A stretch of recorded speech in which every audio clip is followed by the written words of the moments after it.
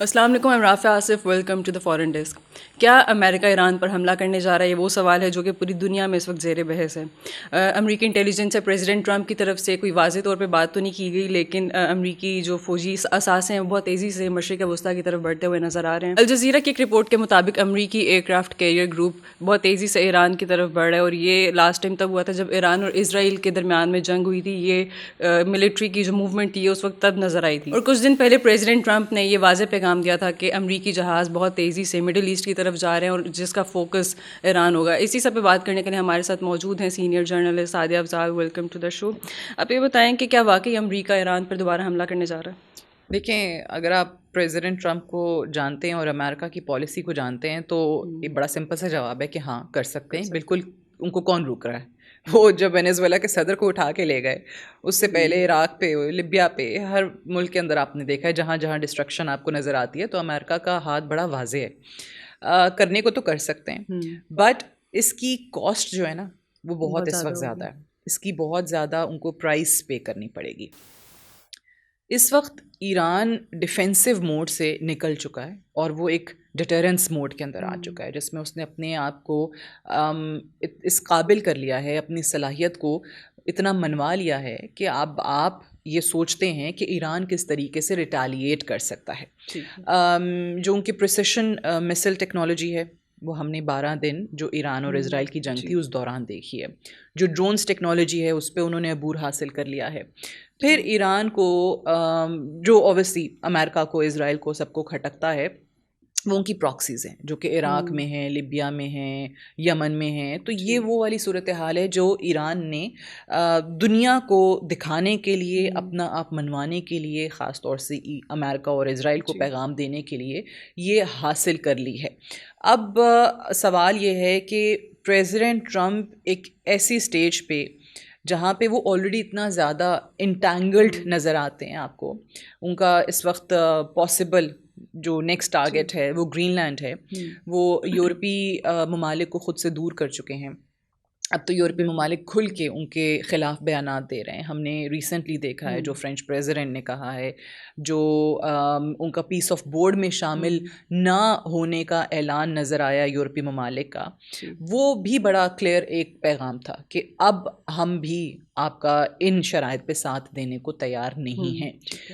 لیکن ابھی ان کی طرف سے صرف اسٹیٹمنٹس ہیں. جب پریکٹیکل آپ کو نظر آئے گا کہ یورپی یونین باقاعدہ طور پہ چائنا کی طرف اگر موو ہوتے ہیں، جس کے فی الحال امکانات جو ہیں وہ رشیا سے زیادہ ہیں. کیوں میں کہہ رہی ہوں؟ کیونکہ روس ایک ایسا ملک ہے جس کے خلاف یا جس سے نمٹنے کے لیے ان تمام ممالک نے نیٹو جیسا اتحاد بنایا اپنی سیکیورٹی کو اشور کرنے کے لیے. اور چائنا کا میں کیوں کہہ رہی ہوں کہ اوبیسلی کہیں نہ کہیں تو انہوں نے اپنی اکانومی کو سہارا دینے کے بھی راستے تلاش کرنے ہیں. اگر امریکہ اوبیسلی آپ دیکھ لیں کہ اس وقت نیٹو کے معاملے میں بالکل یورپ کو سائڈ لائن کر چکا ہے کہ جی آپ اپنا بوجھ خود اٹھائیں، ڈیفینس نیڈز اپنی خود پوری کریں، اپنے جی ڈی پی کا ایٹ لیسٹ 5% کریں اپنے ڈیفینس بجٹ کو. پھر وینیزویلا، گرین لینڈ، یہ تمام تر چیزیں، اور خاص طور سے ابھی یوکرین والا معاملہ بھی دیکھ لیں کہ جی وہ بھی آپ کو یورپ کی ٹرمز پہ چلتا ہوا نظر نہیں آ رہا. یورپ یہ سمجھ رہا ہے کہ پریزیڈنٹ ٹرمپ سرنڈر کروا دیں گے یوکرینین پریزیڈنٹ زیلنسکی سے، اور یہ وار جو ہے وہ پریزیڈنٹ پوٹن کے ٹرمز پہ ختم ہو جائے گی. جس کی وجہ سے وہاں پریشانی کیا ہے کہ پھر اگلا ہدف ہم ہوں گے کہ روس اگر یوکرین پہ حملہ کر سکتا ہے، چوتھے سال میں جنگ داخل ہو چکی ہے اور امریکہ اب اس سے اپنی جان چھڑا کے پیچھے ہٹ رہا ہے. اس کی مکمل کوشش ہے کہ جلد از جلد سیز فائر ہو جائے، جو یورپ کہتا ہے کہ پریزیڈنٹ پوٹن کی شرائط پہ ہونے جا رہا ہے. سو ان کو اگلا ہدف وہ نظر آ رہے ہیں. سو اس وقت میں اس لیے دونوں اگر ملکوں کو دیکھیں جو 3 بڑی طاقتیں ہیں، امریکہ، روس اور چائنا، تو یورپ جو ہے امریکہ سے دوری کے بعد روس کے قربت کے چانسز کم ہیں، لیکن چائنا کا رخ ضرور وہ اختیار کر سکتے ہیں. بورڈ آف پیس کا جو میں نے ذکر کیا ابھی، اسی پہ دیکھ لیں. پڑوسی امریکہ کا اتحادی کینیڈا، آپ نے ان کے پرائم منسٹر کی ورلڈ اکنامک فورم میں اسپیچ سنی، مارک کارنی کی. سو کینیڈین پرائم منسٹر نے کیا الفاظ استعمال کیے کہ جو پرانا ورلڈ آرڈر ہے وہ اس وقت بالکل کولیپس ہو چکا ہے. اس کی ایرپشن بیسکلی ان کو نظر آ رہی ہے. پھر ان کا چائنا کا دورہ ہوا، بڑا ہسٹورک دورہ ہوا جس میں انہوں نے چائنا کو آفر کی کہ وہ کینیڈا آئیں اور سرمایہ کاری کریں، انرجی سیکٹر کے اندر کریں، بدلے میں چائنیز الیکٹرک کارس پہ جو ٹیرف ہے وہ بھی کم کر دیں گے. تو یہ تمام تر ڈیولپمنٹس کیا ہیں؟ امریکہ کو پیغام ہے کہ جی اگر آپ کر سکتے ہیں تو ہم بھی ریٹیلیٹ اس طریقے سے کر سکتے ہیں. پریزیڈنٹ ٹرمپ کو بات پسند نہیں آ رہی ہے. سو ایسے میں یہ پورا سیناریو بتانے کا مقصد کیا ہے کہ ایسے میں جب آلریڈی بہت زیادہ محاذ وہ کھول چکے ہیں تو کیا ایران پہ حملہ کرنے کا یہ وقت درست ہے؟ تو اس کا جواب ہے نہیں. جو میں نے کہا کہ پرائس زیادہ پے کرنی پڑے گی ان کو، حملہ تو کر سکتے ہیں، پرائس کیا پے کرنی پڑے گی وہ بہت اچھے طریقے سے جانتے ہیں کہ جو فرسٹ رسپانس ٹارگیٹس ہیں نا ایران کے طرف سے، جب پہلا جواب آتا ہے ان حملوں کے نتیجے میں، تو وہ ان کے مڈل ایسٹ کے اندر باقاعدہ ملٹری بیسز ہیں. جس طرح آپ نے بھی ذکر کیا کہ آپ وہاں پہ ملٹری ایسٹس آپ کو زیادہ ان کی موومنٹ نظر آ رہی ہے.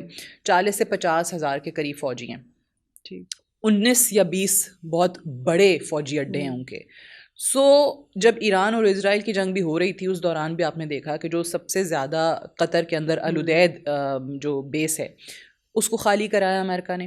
وہاں آپ دیکھیں تو ان کے اپنے چینلز نے رپورٹ کیا، دکھایا باقاعدہ آپ کو سیٹلائٹ امیجری کے تھرو کہ وہاں سے جہاز ہٹا لیے گئے ہیں، وہاں سے اپنے فوجی جو ہیں وہ واپس بلا لیے گئے ہیں. تو امریکہ بہت اچھے طریقے سے جانتا ہے کہ اس کی پرائس ہمیں کیا پے کرنی پڑ سکتی ہے ایک ایسے وقت میں جب آپ اپنی اب گھر کے اندر آپ اپنا جو ووٹرز ہیں ان کو یہ پیغام دینا چاہتے ہیں کہ میں امریکہ کے مفادات کے لیے سب کچھ کر رہا ہوں، امریکہ فرسٹ پالیسی کے ساتھ آیا ہوں. تو ایسے میں کیا اگر ایک حملہ بھی ہوتا ہے آپ کی کسی ملٹری بیس پہ، اگر آپ کا کوئی ایک فوجی بھی اس میں ایران کے حملے کے نتیجے میں مارا جاتا ہے تو پھر آپ کیا جواب دیں گے؟ سو بڑی اس وقت ان کے لیے ایک نازک صورتحال ہے. It is not going to be an easy decision for president Trump. اور ایک ایسے وقت میں جب وہ جانتے ہیں کہ ایران کی صلاحیت ماضی کے مقابلے میں بہت زیادہ ہو چکی ہے. آن گراؤنڈ اگر آپ دیکھیں تو جو اسپائس کا نیٹ ورک تھا، چاہے وہ امریکی اسپائز ہیں چاہے وہ اسرائیل کے لیے کام کرنے والے اسپائز ہیں، وہ ایران نیوٹرلائز کر چکا ہے. کتنے ہی لوگوں کو گرفتار کیا گیا، کتنے ہی لوگوں کو ایکسپوز کیا گیا، کتنے ہی لوگوں کو سزائیں دی گئیں. سو آن گراؤنڈ جو ہے نا اب ان کی اس طریقے سے پریزنس نہیں رہی ہے، اسٹرانگ نہیں رہی ہے بالکل. ہاں ان کے پاس، امریکہ کے پاس بھی، اسرائیل کے پاس بھی ایئر سپیریورٹی ہے، اب بھی زیادہ ہے ایران کے مقابلے میں. امریکہ کا اور اسرائیل کا تو اس طرح مقابلہ نہیں ہے، لیکن ایئر سپیریورٹی ان کے پاس اس وقت بھی تھی جب 12 دن ایران نے ان کو ایک اس جنگ میں جواب دے کے الجھائے رکھا. یہ نہیں کہ خاموشی سے وہ بیٹھ گیا، یہ نہیں کہ وہ وینزویلا کی طرح اس نے حملہ بھی ہونے دیا اور اپنے لوگوں کو بھی جانے دیا، رجیم چینج بھی ہو گئی، سب کچھ ہو گیا. ریزسٹ کیا اور وہ ریزسٹنس جو ہے وہ ایک دن کی نہیں تھی، ریزسٹنس وہ 12 دن چلی ہے. سو ایئر سپیریورٹی ہے.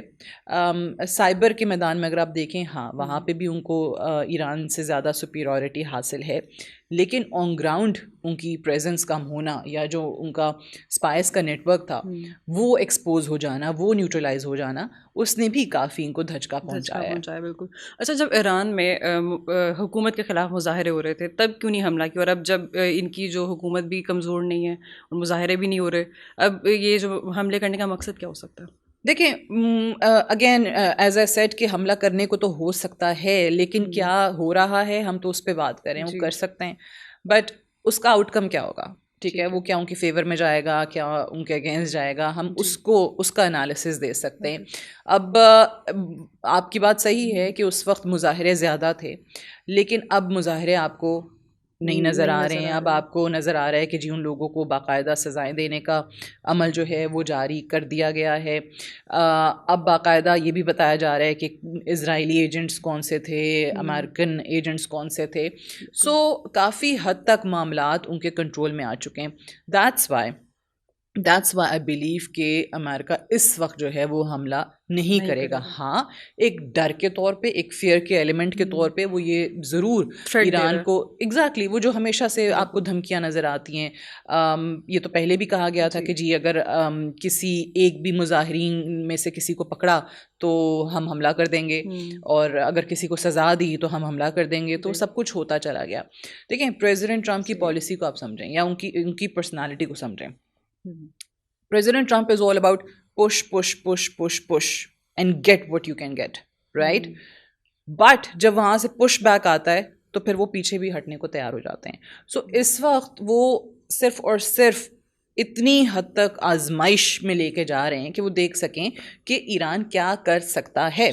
So ईरान पहल तो नहीं करेगा हमले में, ये बात तो तय है, क्योंकि उसने ये पहले ही कह दिया था कि जी हम हमला जो है वो इनिशिएट करने वालों में से नहीं हैं, हम अपने आप को डिफेंड करने वालों में से हैं. प्लस ईरान जो है वो जैसे हम पहले बात कर रहे हैं कि इतने टाइम के अंदर जो मिसाइल टेक्नोलॉजी उनकी हासिल कर ली है ना उन्होंने, वो एक बहुत बड़ा एक मार्का कह लें या परेशानी का बायस कह लें इज़राइल के लिए. यही वजह है कि इज़राइल बहुत अरसे से चाह रहा था कि अमेरिका जो है वो उनके मिसाइल प्रोग्राम के हवाले से कुछ करे, और अमेरिका उस पर कोई बयान नहीं देता था. प्रेसिडेंट ट्रंप ने न्यूक्लियर उनके प्रोग्राम पे तो बड़ी बात की है, बट प्रेसिडेंट ट्रंप ने पहली बार इज़राइल के इंसिस्ट करने पे या इज़राइल के बहुत ज़्यादा दबाव में आके उनके मिसाइल प्रोग्राम का भी जिक्र किया, वो भी ये देखने के बाद जब बाकायदा तौर पे वो टेस्ट हो गया, जब बाकायदा तौर पे उनको पता चला कि हाँ इनमें इतनी सलाहियत आ चुकी है कि ये हमें 12 दिन तक एक जंग में उलझाए रख सकते हैं. सो इसलिए मुझे नहीं लगता कि इस वक्त कोई हमला हो रहा है.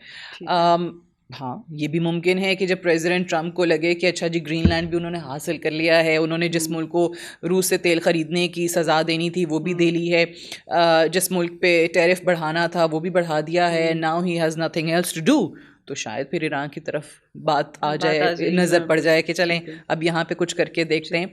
बट ये सारा के सारा कॉन्ट्रडिक्शन है उन तमाम बयानात की जो प्रेसिडेंट ट्रंप देते आए हैं कि जी हम किसी फॉरेन सॉइल पे इंटरवीन करने के हामी नहीं हैं. अब देखें सिर्फ बूट्स ऑन ग्राउंड होना ही बड़ी बात नहीं है कि अच्छा जी आपने 20 साल यहाँ अफ़गानिस्तान में अपने फ़ौजी रखे. सो बूट्स ऑन ग्राउंड के अलावा के जितने ऑप्शंस हैं वो आप आज़मा रहे हैं. ठीक है, आपने वेनेज़ुएला के अंदर ये कह दिया कि जी नहीं मेरी पॉलिसी वेनेज़ुएला या वेस्टर्न हेमिस्फेयर के हवाले से ये नहीं थी क्योंकि ये तो हमारा बैकयार्ड है. यानी कि अगर कोसों मील दूर है मुल्क तो वो चलें, आप कहते हैं कि जी फॉरेन इंटरवेंशन नहीं है, लेकिन अगर आपके थोड़ा करीब हो तो आप कहेंगे कि अच्छा नहीं ये तो this is our backyard and we can do what ever we want. सो ये जस्टिफिकेशंस हैं, ये एक्सक्यूज़ेज़ हैं, लेकिन इस वक्त टू आंसर योर क्वेश्चन मुझे नहीं लगता कि ये खौफ फैलाने के अलावा या धमकी के अलावा असल में हमला कर सकते हैं, नहीं करेंगे. ठीक है, thank you for being here. आज के लिए इतना ही. सी इन द नेक्स्ट एपिसोड. अल्लाह हाफिज़.